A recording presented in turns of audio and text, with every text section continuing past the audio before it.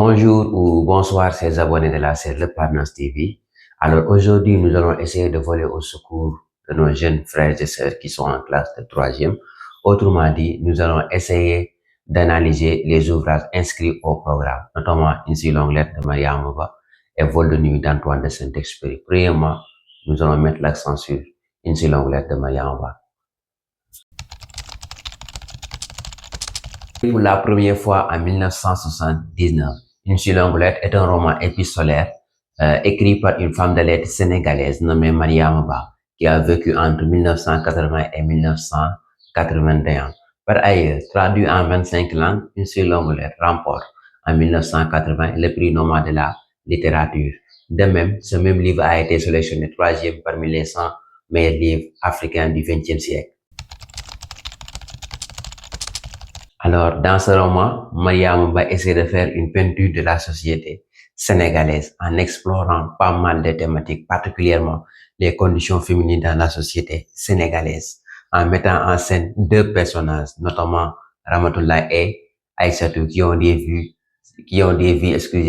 similaires, bouleversées toutes les deux par l'arrivée inattendue d'une co-épouse de la polygamie, je peux dire. Suite à cette surprise, les deux choisissent des chemins différents. Aïssatou a choisi le divorce. Ramatoulaye, par contre, a choisi de rester avec ses 12 enfants. Il faut également noter que le problème de caste occupe aussi une place centrale dans ce roman, illustré par l'opposition de Tante Nabou, une Gléoire du Sine qui s'est opposée au mariage de son fils Modo et Aïssatou la bijoutière. C'est ainsi qu'elle s'est permis d'aller jusqu'au village, prendre la fille de son frère Farba pour lui donner comme seconde épouse à son fils Moda. Ce dernier, au début, refusait, mais au fur du temps, sa mère l'a convaincu et pour faire plaisir à sa mère au détriment de sa femme, a accepté. D'ailleurs, tel constitue le point de départ du divorce d'Aïssatou et Modo. De l'autre côté, par contre, il n'y a pas de divorce, même si Bintou a trahi. En effet, elle était une camarade de classe à Daba, la fille aînée de Ramatoulaye. Elle venait jusqu'à chez Ramatoulaye et cette dernière l'a considérée comme elle comme elle regardait sa fille Daba. Malheureusement, Bintou a osé sortir avec Modou Fall et se marier avec elle. D'ailleurs, elle constitue le point de départ du malheur de Ramatoulaye dans cet ouvrage. Contrairement à Aïssatou, cette dernière a décidé de rester malgré les femmes qui venaient lui dire allez, débrassez-vous de ce mariage, parmi lesquelles même sa fille aînée, Daba, qui ne parvenait pas à considérer l'acte de son père, de même que la trahison de sa meilleure amie.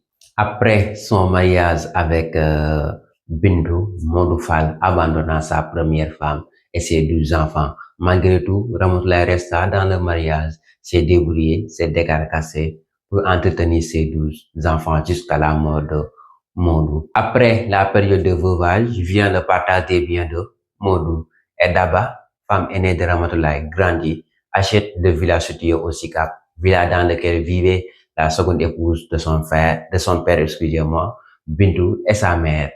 Ainsi, elle les oblige à quitter le villa qui est devenu désormais sa propriété.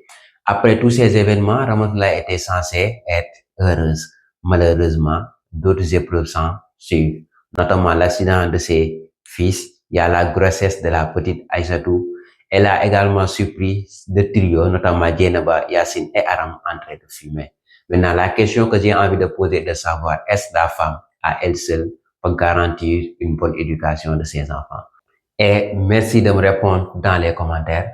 Donc, chers abonnés de la chaîne Le Partners TV, je vais m'en arrêter là par rapport au roman Une si longue lettre de Mariama Ba.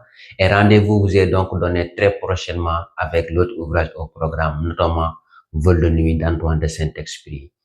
Merci de vous abonner pour ne pas rater les prochaines vidéos. Ciao.